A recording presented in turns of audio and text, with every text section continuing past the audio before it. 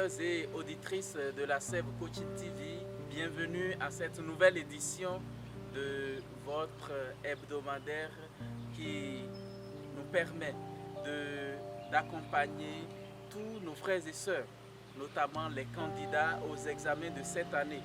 Comme nous l'avons dit la semaine dernière, au cours de cette semaine, nous poursuivons notre accompagnement avec ceux qui préparent leurs divers examens de cette année. Et donc, pour cette deuxième édition, il s'agira de faire trois choses après avoir assuré les plans déjà réalisés la semaine dernière. Commencer premièrement à faire le point dans chaque matière avec les plans élaborés, le parcours de ces plans, pouvoir se fixer sur des objectifs précis et faire le point à son propre niveau. Et en faisant ce point, on se rendra compte des lacunes certaines. Ces lacunes, en fait, viennent ou proviennent du fait qu'on n'a pas toujours la même maîtrise de toutes les notions dans une matière.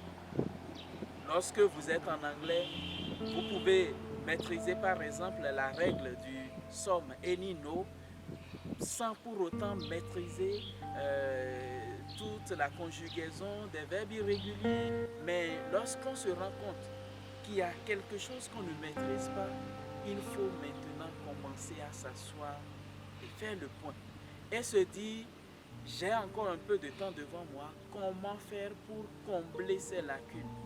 Et donc, c'est l'autodiagnostic de ces connaissances.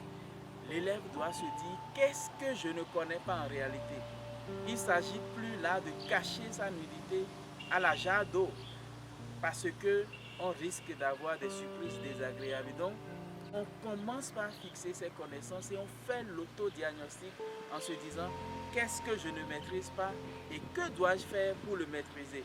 Et alors là, dès qu'on a soi-même diagnostiqué ces mots, on peut maintenant commencer à les résoudre progressivement. Et là, on avance en étant sûr qu'on peut vaincre le stress.